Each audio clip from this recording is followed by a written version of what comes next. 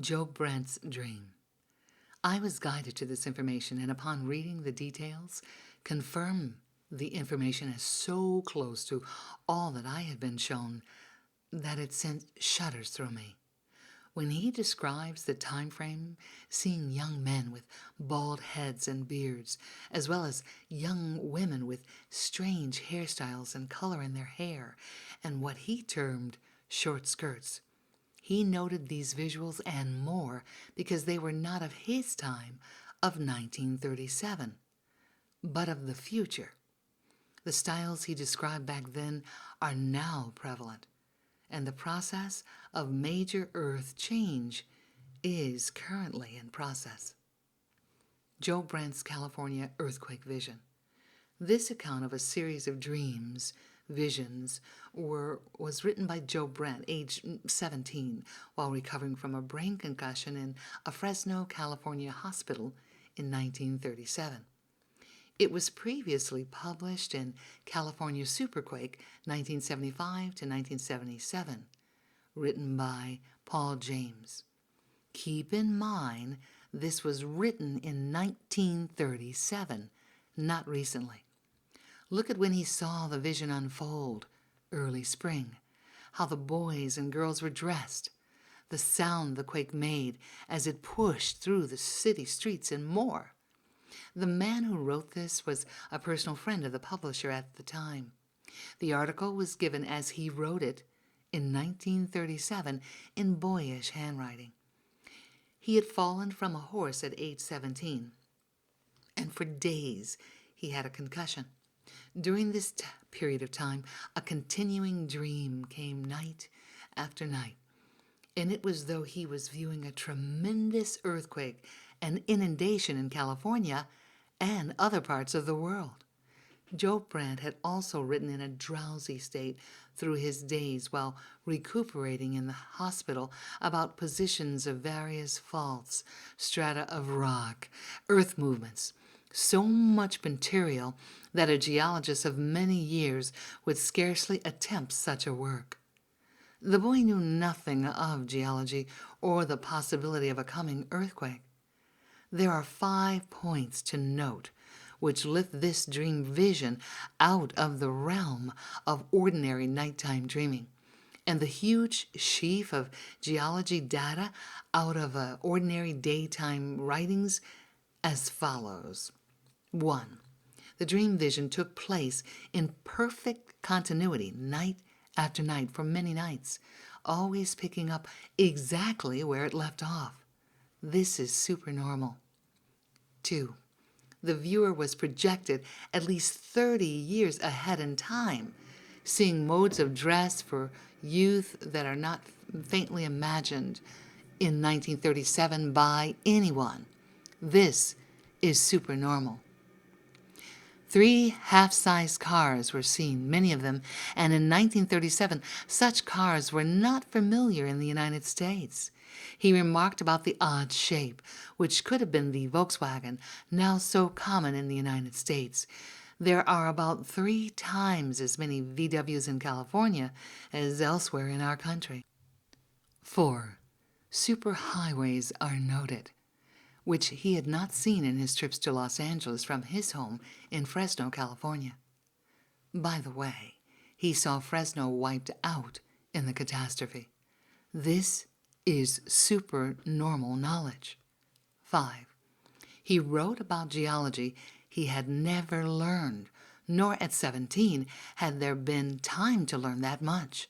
He was given a vast knowledge of faults, of which he was totally unaware. This is supernormal knowledge. When checked later with a graduate geologist, it was found to be factual. Note, absence of birds. Birds and animals flee an area just before earthquakes. 1937, Vision of the Coming Earthquake by Joe Brandt. The day of the earthquake. I woke up in the hospital with a terrific headache, as if the whole world was revolving inside my brain. I remember vaguely the fall from my horse Blackie As I lay there, pictures began to form in my mind, pictures that moved with the speed of lightning, pictures that revolved, pictures that stood still. I seemed to be in another world. Whether it was the future or whether it was some ancient land, I could not say. Then slowly, like the silver screen of the talkies, but with color and smell and sound, I seemed to find myself in Los Angeles. It was Los Angeles. It was bigger, much bigger, and buses and odd-shaped cars crowded the city streets. I thought about Hollywood Boulevard, and I found myself there on Hollywood Boulevard. Whether this is true, I don't know, but there were a lot of guys about my age with beards and wearing, some of them, earrings. All the girls wore real short skirts. They were slouched along, moving like a dance. I wondered if I could talk to them, and I said hello, but they didn't hear or see me. I decided that I would look as funny to them as they looked to me. I tried for a while that crazy kind of walk.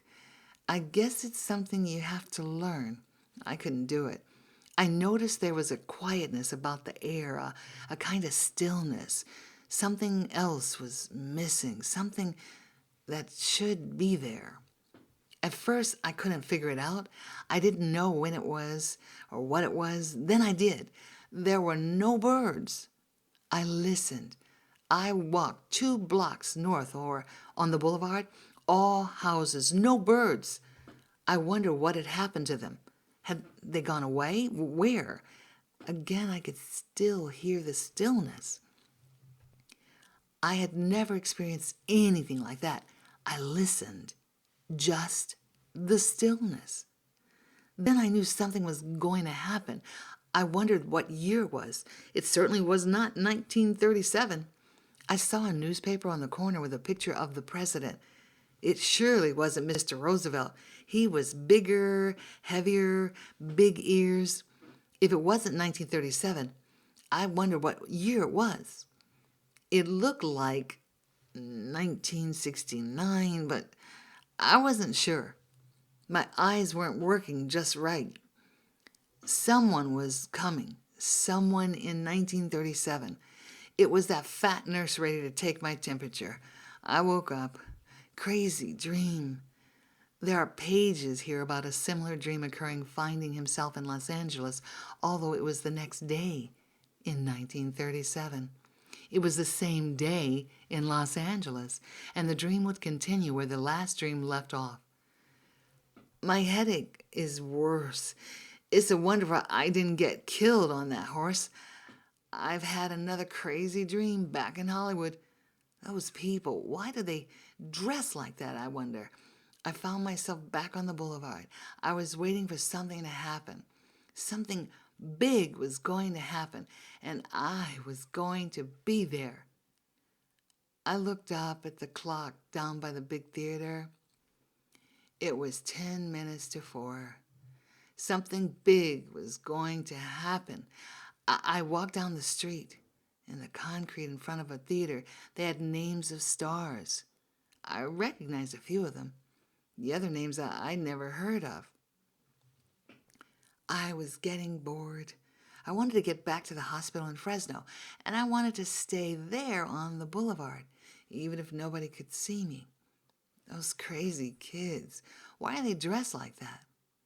Maybe it is some big Halloween doings, but it don't seem like Halloween, more like early spring. There was that sound again, that lack of sound, stillness, stillness, stillness. Don't these people know that the birds have gone somewhere? The quiet is getting bigger and bigger. I know it is going to happen. Something is going to happen. Something is happening now. It sure did. She woke me up, grinning and smiling at that nurse again. "It's time for your milk, kiddo," she says. Gosh, old woman of 30 acting like the cat's pajamas. Next time, maybe she'll bring hot chocolate. The moment of the happening. Where have I been? Where haven't I been? I've been to the ends of the earth and back. I've been to the end of the world. There isn't anything left, not even Fresno. Even though I'm lying here right this minute, if only my eyes would get a little clearer so I could write all this down. Nobody will believe me anyway. I'm going to go back to that last moment on the boulevard. Some sweet kid went past, dragging a little boy, twins, I guess, by each hand. Her skirt was up, well, pretty high, and she had a tired look. I thought for a moment or a minute I could ask her about the birds, what had happened to them, and then I remembered she didn't see me. Her hair was all frowsy, way out all over her head. A lot of them looked like that, but she looked tired, or so tired that she was sorry about something. I guess she was sorry before it happened, because it surely did happen. There was a funny smell. I don't like it. A smell like sulfur, sulfuric acid, a smell like death. For a minute, I thought I was back in chemistry. When I looked around for the girl, she was gone. I wanted to find her for some reason. It was if I knew something was going to happen and I could stay with her, help her. She was gone, and I walked half a block, then the clock again, then saw that clock. My eyes seemed glued to that clock. I couldn't move. I just waited. It was 5 minutes to 4 o'clock on a sunny afternoon. I thought I would stand there looking at that clock forever, waiting for the something to come. Then, when it came, it was nothing. It was just nothing. It wasn't nearly as hard as the earthquake we had 2 years ago. The ground shook just an instant. People looked at each other surprised. Then they laughed. I laughed too. So this was what I'd been waiting for? This funny little shake? It meant nothing. I was relieved and I was disappointed. What had I been waiting for? I started back up the boulevard, moving my legs like those kids. How did they do it? I never found out. I guess it as if the ground wasn't solid under me. I felt as if the ground wasn't really solid under me. I knew I was dreaming, yet I wasn't dreaming. There was that smell again, coming like from the ocean. I was getting to the 5 and 10 Newberries, and I saw the look on the kids' faces. 2 of them were right in front of me, coming my way, both with beards, one with earrings. One said, "Let's get out of this place. Let's go back east." He seemed scared. It was as if the sidewalks were trembling, but you couldn't seem to see them. Not with your eyes, you couldn't. An old lady had a dog, a little white dog, and she stopped and looked scared and grabbed him in her arms and said, "Let's go home, Frou-Frou." "Mama, going to take you home." The poor old lady hanging on to her dog, I got scared, real scared. I remember the girl. She was way down the block, probably. I started to run. I ran and ran, and the ground kept trembling. But I couldn't see it. I couldn't feel it, but I knew it was trembling. Everybody looked scared. They looked terrible. One young lady just sit on the sidewalk, all doubled up. She kept saying, "Earthquake, it's the earthquake," over and over. But I couldn't see that anything was different. Then, when it came, how it came, like nothing in God's world, like nothing. It was the scream of a siren, long and low, or the scream of a woman I heard having a baby when I was a kid. It was awful. It was as if some monster was pushing up the sidewalks. You felt it long before you saw it, as if the sidewalks would hold anymore. I looked out at the cars. They were honking, but not scared. They just kept moving. They didn't seem to know yet that anything was happening. Then that white car, that baby half-size one, came sprawling from this inside lane right against the curb. The girl who was driving just sat there. She sat there with her eyes staring as if she couldn't move, but I could hear her. She whimpered like a little girl. She made funny noises. I watched her, thinking of the other girl. I said that it was a dream and I would wake up, but I didn't wake up. But I didn't wake up. The shaking had started again, but this time different. It was a nice shaking, like a cradle being rocked for a moment or a minute like that. And then I saw the middle of the boulevard seem to be breaking in two. The concrete looked as if it were being pushed straight up by some giant shovel. It was breaking in two. That is why the girl's car went out of control. And then a loud sound again, like I've never heard before. Then hundreds of sounds, all kinds of sounds.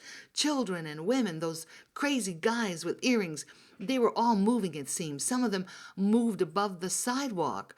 I can't describe it. They were lifted up, and the waters kept oozing. The cries, it was awful. I woke up.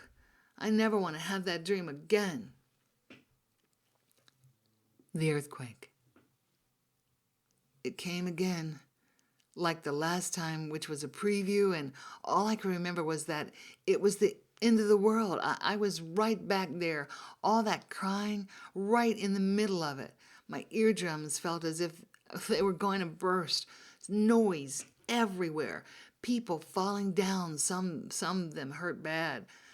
Pieces of buildings, chips flying in the air. One hit me hard on the side of the face, but I didn't seem to feel it. I wanted only to wake up, to get away from this place. It had been fun in the beginning, the first dream, when I kind of knew I was going to dream the end of the world or something. This was terrible. There were older people in the cars. Most of the kids were in the street, but those old guys were yelling bloody murder as if anybody could help them. Nobody could help them. Nobody could help them. It was then that I felt myself lifted up. Maybe I died, I don't know, but I was over the city. It was tilting toward the ocean like tilting a picnic table. The buildings were holding better than you could believe. They were holding. The people saw they were holding, and they tried to cling to them to get inside. It was fantastic, like a building had a will of its own, everything else breaking around them, and they were holding. I was up over them, looking down. I started to root for them. Hold that line, I said. Hold that line. Hold that line. I wanted to cheer, to shout, to scream. If the buildings held, those buildings on the boulevard, maybe the girl with the two kids, maybe she could get inside. It looked that way for a long time, maybe 3 minutes. And 3 minutes was like forever. Everybody was trying to get inside.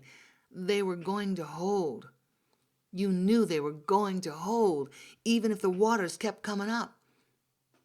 Only they didn't. I've never imagined what it would be like for a building to die. A building dies just like a person. It gives way. Some of the bigger ones did just that. They began to crumble like an old man with palsy who couldn't take it anymore. They crumble right down to nothing. And the little ones screamed like mad over and above the roar of the people. They were mad about dying, but buildings die. I couldn't look anymore at the people. I kept wanting to get higher. I kept willing myself to go higher. Then I seemed to be out of it all, but I could see. I seemed to be up on Big Bear near San Bernardino. But the funny thing is that I could see everywhere. I knew what was happening. The earth seemed to start to tremble again. I could feel it even though I was up high. This time it lasted maybe 12 seconds, and it was gentle. You couldn't believe anything so gentle could cause so much damage. But then I saw the streets of Los Angeles and everything between the San Bernardino Mountains and LA. It was all tilting toward the ocean. Houses, everything that was left. I could see the big lanes of dozens of big lanes still loaded with cars, 5 lanes in one place, and all the cars sliding the same way. Now the ocean was coming in, moving like a huge snake across the land. I wondered how long it was, and I could see the clock, even though I wasn't there on the boulevard. It was 4:29. It had been a half hour, and I was glad I couldn't hear the crying anymore, but I could see everything. I could see everything. The other cities. Then, like looking at a huge map of the world, I could see what was happening on the land and with the people. San Francisco was feeling it, but she was not in any way like Hollywood or Los Angeles. I seemed to see it was the Garlock Fault, not just the San Andreas that was rocking San Francisco. It was moving just like that earthquake movie with Jeanette MacDonald and Gable.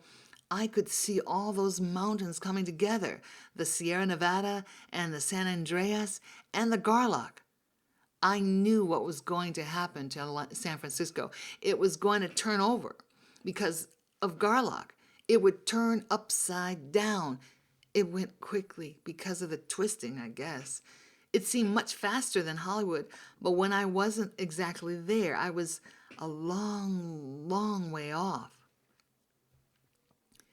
I shut my eyes for a long time, I guess 10 minutes, and when I opened them, I saw Grand Canyon. That great big gap was closing in, and Boulder Dam was being pushed from underneath, and then Nevada and on up to Reno, way down south, way down Baja California, Mexico too. It looked like some volcano down there was erupting along with everything else. I saw the map of South America, especially Colombia, another volcano eruption shaken violently.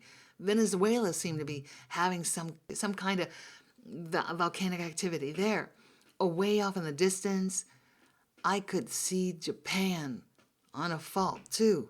It was so far off, not easy to see because I was still on Big Bear Mountain, but Japan started to go into the sea.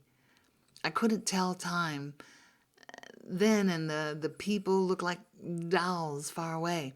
I couldn't hear the screaming, but I could see the surprised look on their faces. They looked so surprised. They were all like dolls. It was so far away, I could hardly see it. In a minute or two, it seemed over. Everybody was gone. There was nothing left. I didn't know time now. I couldn't see a clock. I tried to see the island of Hawaii. I could see just huge tidal waves beating against it. The people on the streets were getting wet. They were scared, but I didn't see anybody in the sea. I seemed way around the globe, more flooding. The world, it's going to be drenched. Constantinople, the Black Sea rising, Suez Canal, for some reason seemed to be drying up. Sicily, she doesn't hold. I could see map. Mount Etna is shaking. A lot of this area seemed to go, but it seemed to be earlier or later. I wasn't sure of time now. England, huge floods, but no tidal waves, water everywhere, no one going into the sea. People were frightened and crying. Some places they fell in the streets on their knees and started to pray for the world. I didn't know the English were emotional. Ireland, Scotland, all kinds of churches were crowded, it seemed, night and day. People were carrying candles, and everybody was crying for California, Nevada, parts of Colorado, maybe all of it, even Utah. Everybody was crying. Most of them didn't even know anybody in California, Nevada, or Utah, but they were crying as if they were blood kin, like one family, like it happened to them. New York was coming into view. She was still there. Nothing had happened yet. Water level was way up. Here, things were different. People were running in the streets yelling, "End of the world! Kids ran into restaurants and ate everything in sight. I saw a shoe store with all the shoes gone in 5 minutes. Fifth Avenue, everybody running. Some radio blasting from a loudspeaker that in a few minutes power might be shut off. They must control themselves. 5 girls were running like mad toward the YWCA, that place on Lexington or somewhere. They ran like they were scared to death, but nothing was happening in New York. I saw an old lady with garbage cans, filling them with water. Everybody seemed scared to death. Some people looked dazed. The streets seemed filled with loudspeakers. It wasn't daylight, it was night. I saw like the next day, and everything was topsy-turvy. Loudspeakers again about fuel tanks broken in areas, shortages of oil. People seemed to be looting markets. Oregon, Washington, the Dakotas, Missouri, Minnesota, Canada. I saw a lot of places that seemed safe, and people were not scared, especially the rural areas. Here, everything was almost as if nothing had happened. People seemed headed to these places, some on foot, some in cars that still had fuel. I heard, or somehow I knew, that somewhere in the Atlantic land had come up. A lot of land. I was getting awful tired. I wanted to wake up. I wanted to go back to the girl to know where she was and those 2 kids. I found myself back in Hollywood, and it was still 4:29. I wasn't on Big Bear then. I was perched over Hollywood. I was just there. It seemed perfectly natural in my dream. TV, radio, ham operators. I could hear now. I could hear someplace a radio station blasting out, telling people not to panic. They were dying in the streets. There were picture stations with movies, some right in Hollywood. These were carrying on with all the shaking. One fellow in the picture TV station was a little short guy who could have been scared to death. But he wasn't. He kept shouting and reading instructions. Something about helicopters or planes would go over planes, but I knew they couldn't. Things were happening in the atmosphere. The waves were crushing up now. Waves, such waves, nightmare waves. Then I saw again Boulder Dam going down, pushing together, breaking apart. No, Grand Canyon was pushing together, and Boulder Dam was breaking apart. It was still daylight. All these radio stations went off at the same time. Boulder Dam had broken. I wondered how everybody would know about it, people back east. That was when I saw the ham radio operators. I saw them in the oddest places, as if I were right there with them, like the little guy with the glasses. They kept sounding the alarm. One kept saying, "This is California. We are going into the sea. This is California. We are going into the sea. Get to the high places. Get to the mountains. All states west. This is California. We are going into the... I thought he was going to say sea, but I couldn't see him. He was inland, but the waters had come in. His hand was still clinging to the table. He was trying to get up so that once again he could say, "This is California, we are going into the sea. This is California, we are going into the sea." I seemed to hear this over and over for what seemed hours, just those words. They kept it up until the last minute, all of them calling out, "Get to the mountains. This is California. We are going into the sea." I woke up. It didn't seem as if I'd been dreaming. I have never been so tired. For a minute or two, I thought it had happened. I wondered about 2 things. I hadn't seen all what happened to Fresno, his home, and I hadn't found out what happened to that girl. I've been thinking about it all morning. I'm going home tomorrow. It was just a dream. It was nothing more. Nobody in the future on Hollywood Boulevard is going to be wearing earrings and those beards. Nothing like that is ever going to happen. That girl was so real to me. That girl with those 2 kids, it won't ever happen.